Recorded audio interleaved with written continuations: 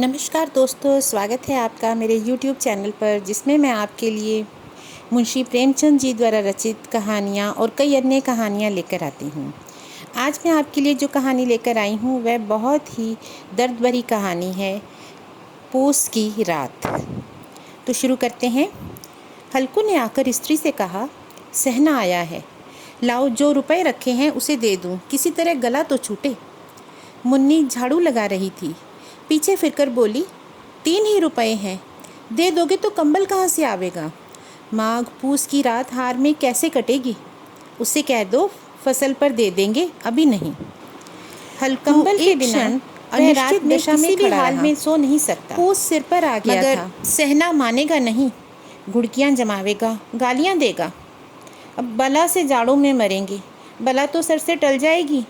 ये सोचता हुआ वह अपना भारी भरकम डील लिए हुए, जो उसके नाम को झूठ सिद्ध करता था, स्त्री के समीप आ गया और खुशामद करते हुए बोला, दे दे, गला तो छूटे, कंबल के लिए कोई और उपाय सोचूंगा। मुन्नी उसके पास से दूर हट गई और आंखें तरेरती हुई बोली, कर चुके दूसरा उपाय, जरा सुनूं तो, कौन सा उपाय करोगे? कोई खैरात में दे देगा कंबल? ना जान कितनी बाकी है जो किसी तरह चुकने में ही नहीं आती। मैं तो कहती हूँ तुम क्यों नहीं खेती छोड़ देते, मर मर कर काम करो, उपज हो तो बाकी दे दो, चलो छुट्टी हुई। बाकी चुकाने के लिए भी तो जैसे हमारा ही जन्म हुआ है। पेट के लिए मजदूरी करो, ऐसी खेती से बाज आए। मैं रुपए ना दूंगी, बिल्कुल ना दूंगी। हल्कू उदास होकर बोला, तो क्या गाली खाऊं? मुन्नी ने तड़प कर कहा, गाली क्यों देगा, क्या उसका राज है? मगर यह कहने के साथ ही उसकी तनी हुई भौहें ढीली पड़ गईं। हल्कू के उस वाक्य में जो कठोर सत्य था, वह मानो एक भीषण जंतु की भांति उसे घूर रहा था। उसने आले पर से रुपए निकाले और लाकर हल्कू के हाथ पर रख दिए।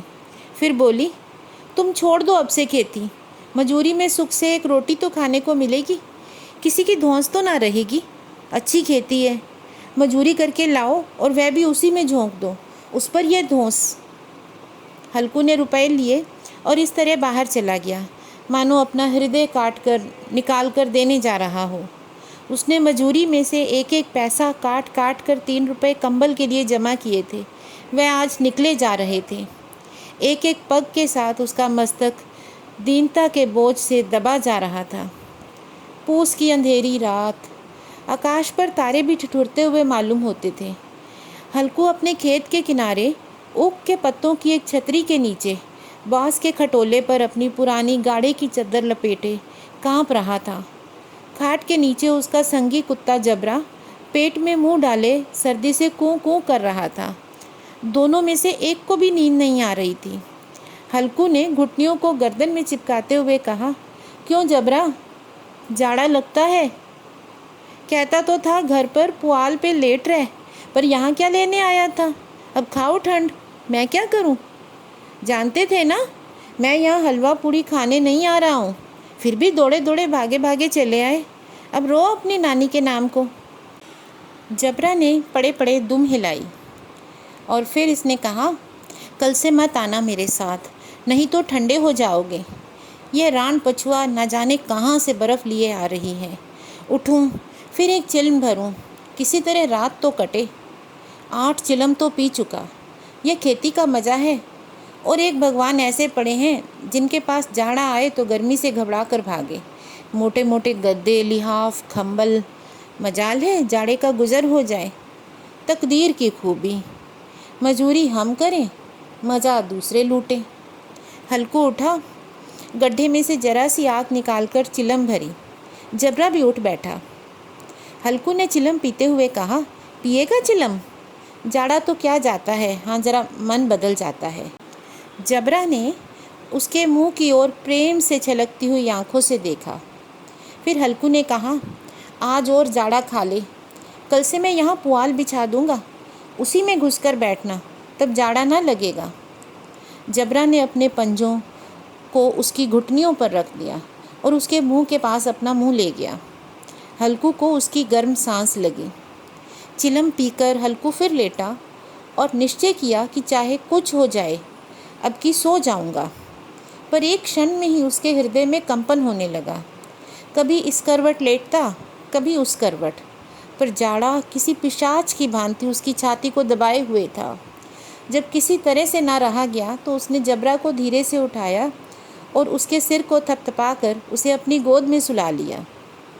कुत्ते की देह से न जाने कैसी दुर्गंध आ रही थी, पर वह उसे अपनी गोद में चिपटाए हुए ऐसे सुख का अनुभव कर रहा था जो इधर महीनों से उसे ना मिला था। जबरा शायद ये समझ रहा था कि स्वर्ग यहीं है, और हल्कू की पवित्र आत्मा में तो उस कुत्ते के प्रति घृणा की गंध भी ना थी। अपने किसी अभिन्न मित्र या भाई को भी वह इतनी तत्परता से गले ना लगाता। वह अपनी दीनता से आहत ना था जिसने आज उसे इस दशा में पहुंचा दिया। नहीं, इस अनोखी मैत्री ने जैसे उसकी आत्मा के सब द्वार खोल दिए थे और उनका एक एक अणु प्रकाश से चमक रहा था। सहसा जबरा ने किसी जानवर की आहट पाई। इस विशेष आत्मीयता ने उसमें एक स्फूर्ति भर दी थी जो हवा के ठंडे झोंकों को तुच्छ समझती थी। वह झपट कर उठा और छपड़ी से बाहर जाकर भूंकने लगा। हल्कू ने उसे कई बार चुमकार कर बुलाया, पर वह उसके पास ना आया। हार में चारों तरफ दौड़ दौड़ कर भूंकता रहा। एक क्षण के लिए आ भी जाता तो तुरंत ही फिर दौड़ता। कर्तव्य उसके हृदय में अरमान की भांति उछल रहा था। 1 घंटा और गुजर गया। रात ने शीत को हवा से धधकाना शुरू कर दिया। हल्कू उठ बैठा और दोनों घुटनों को छाती से मिलाकर सिर को उसमें छिपा लिया। फिर भी ठंड कम ना हुई। ऐसा जान पड़ता था सारा रक्त जम गया है, धमनियों में रक्त की जगह हिम बह रहा हो। उसने झुककर आकाश की ओर देखा। अभी कितनी रात बाकी है। सप्तऋषि अभी आकाश में आधे भी नहीं चढ़े। ऊपर आ जाएंगे तब कहीं सवेरा होगा। अभी पहर से ऊपर रात है। हल्कू के खेत में कोई एक गोली के टप्पे पर आमों का एक बाग था। पतझड़ शुरू हो गई थी। बाग में पत्तियों का ढेर लगा हुआ था। हल्कू ने सोचा, चलकर पत्तियां बटोरता हूँ और उन्हें जलाकर खूब आग तापूंगा। रात को कोई मुझे पत्तियां बटोरते देखे तो समझे कोई भूत है। कौन जाने कोई जानवर ही ना छिपा हो। मगर अब तो बैठे भी नहीं रहा जाता। फिर उसने उठकर पास के अरहर के खेत से कई पौधे उखाड़ लिए और उनका एक झाड़ू बनाकर हाथ में सुलगता हुआ उपला लिए बगीचे की तरफ चला। जबरा ने उसे आते देखा, पास आया और दुम हिलाने लगा। हल्कू ने कहा, अब तो नहीं रहा जाता जबरा, चल बगीचे में पत्तियां बटोर कर लाते हैं। उन्हें जलाकर आग तापेंगे और फिर सो जाएंगे। अभी तो बहुत रात है। जबरा ने कूं कूं करके सहमति प्रकट की और आगे बगीचे की ओर चला। बगीचे में खूब अंधेरा छाया हुआ था और अंधकार में निर्दय पवन पत्तियों को कुचलता हुआ चला जाता था। वृक्षों से ओस की बूंदें टप टप टप टपक रही थी। एकाएक एक झोंका मेहंदी की खुशबू लिए हुए आया। हल्कू ने कहा, कैसी अच्छी महक आई जबरू, तुम्हारी नाक में भी तो सुगंध आ रही है। जबरा को कहीं ज़मीन पर पड़ी हुई एक हड्डी मिल गई थी। वह उसे चिचोड़ रहा था। हल्कू ने आग ज़मीन पर रख दी, पत्तियां बटोरने लगा। जरा सी देर में पत्तियों का ढेर लग गया। हाथ ठिठुरे जाते थे, नंगे पांव गले जाते थे और वह पत्तियों का पहाड़ खड़ा कर रहा था।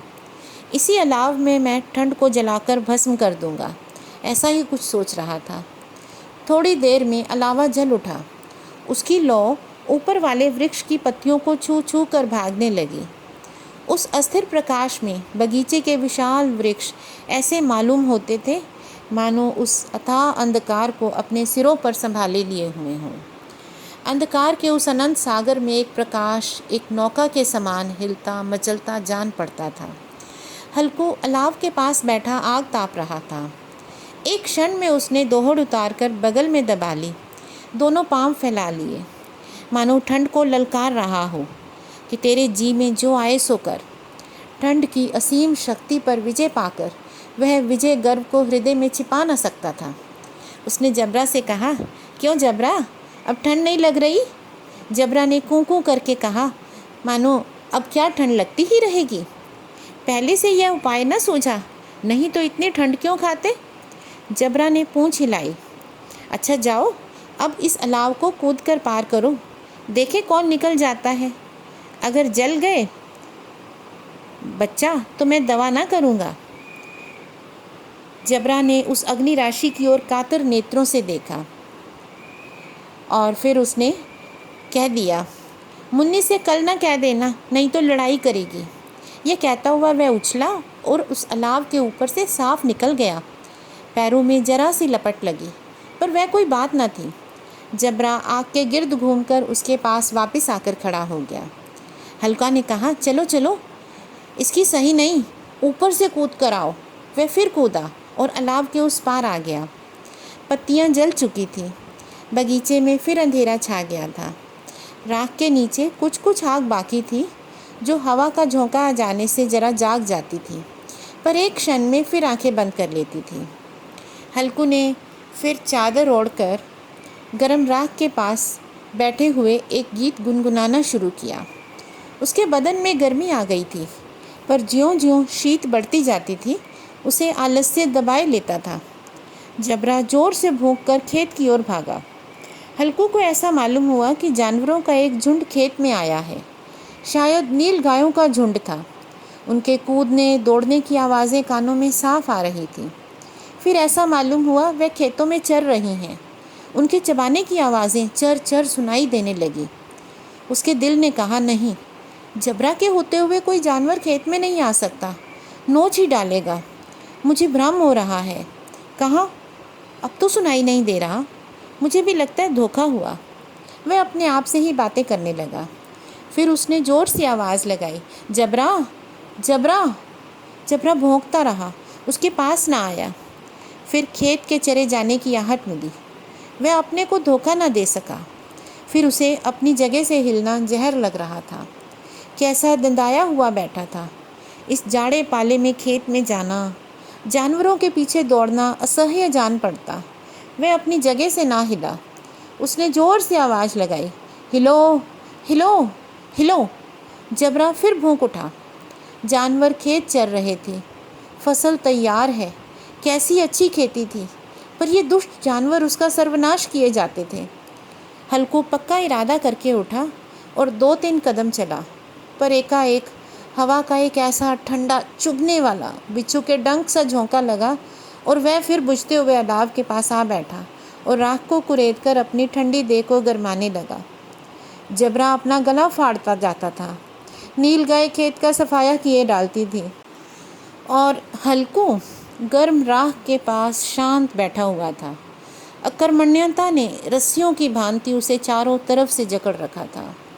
उसी राख के पास गर्म ज़मीन पर वह वही चादर ओढ़कर सो गया। सुबह जब उसकी नींद खुली तो चारों तरफ धूप ही धूप थी और मुन्नी रो रही थी। क्या आज सोते ही रहोगे? तुम यहाँ आकर रम गए और उधर सारा खेत चौपट हो गया। हल्कू ने उठकर कहा, क्या तू खेत से आ रही है? मुन्नी बोली, हाँ, सारे खेत का सत्यानाश हो गया। भला ऐसे भी कोई सोता है? तुम्हारे यहाँ मड़ैया डालने से क्या हुआ? हल्कू ने बहाना किया, मैं मरते मरते बचा, तुझे अपने खेत की पड़ी है। पेट में ऐसा दर्द हुआ कि मैं नहीं जानता हूँ। दोनों फिर खेत की डांट पर आए। देखा, सारा खेत रौंदा पड़ा था और जबड़ा मड़ैया के नीचे चित लेटा था, मानो प्राण ही ना हो। दोनों खेत की दशा देख रहे थे। मुन्नी के मुख पर उदासी छाई थी, पर हल्कू प्रसन्न था।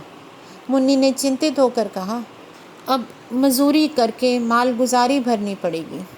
पर हल्कू ने प्रसन्न मुख से कहा, और रात को ठंड में यहाँ तो ना सोना पड़ेगा। तो इस तरह से इस कहानी का अंत हुआ कि किस तरह से छोटे छोटे किसान, जिनके पास अपने खाने पीने के पैसे नहीं हैं, भरी गर्मी में धूप में वो खेतों में काम करते हैं, भरी ठंड में वो फिर खेतों में रहते हैं और ठंड की वजह से कई बार वो जवानी में ही कई तरह की बीमारियों का शिकार हो जाते हैं, दम तोड़ देते हैं। यहाँ पर इस कहानी के नायक के साथ भी ऐसा ही हो रहा था। हल्कू ठंड में परेशान हो जाता था, उसे बहुत ठंड लगती थी। ये स्वाभाविक है, इसमें हल्कू की कोई गलती नहीं है। वो तो पैसे जोड़कर कंबल लेना चाहता था ताकि खेत में आराम से रह सके, खेत की देखभाल भी हो जाए। लेकिन इस भीषण ठंड ने उसकी सारी शक्ति को क्षीण कर दिया था और रात में जब खेत खराब हो रहे थे वो उठ ना पाया और उसकी खेती नष्ट हो गई। और इस तरह से शायद वो मन ही मन जो चाहता था कि अब उसे खेती ना करनी पड़े, उसे ठंड में ना सोना पड़े, वो मजदूरी कर लेगा। उसके मन की इच्छा पूरी हुई और इस तरह से एक और खेतीहर मजदूर में बदल गया। दोस्तों, ये कहानी सिर्फ हल्कू की नहीं है, इस तरह के और कई किसानों की है जो छोटे छोटे खेतों के मालिक हैं और वो अपने खेतों में किसी भी तरह की सुख सुविधा से दूर हैं। ऐसे किसानों को सरकार की, लोगों की मदद की ज़रूरत है। अगर जो लोग अच्छे धन धान्य वाले हैं, अगर वो इन किसानों की थोड़ी मदद कर दें, इनको रहने के लिए कंबल या उस तरह की कुछ सुविधाएं मिल जाएं, तो इस तरह के किसान मजदूर ना बने, हमारी खेती खराब ना हो और आज के ज़माने में भी किसान अपने हक़ की लड़ाई लड़ रहे हैं। मैं समझती हूँ कि इस कहानी से शायद हम लोगों का दिल कुछ पसीजेगा, हम उनके भीषण हालातों को समझ सकेंगे जिसमें वह काम करते हैं। हमें उनके प्रति सहानुभूति होगी और हम अपने स्तर पर अगर उनकी कुछ मदद कर सकें तो यह हमारी मानवता के प्रति मदद होगी। दोस्तों, इसी तरह की और कहानियों को सुनने के लिए आप मेरे चैनल को लाइक, शेयर और सब्सक्राइब करें। धन्यवाद।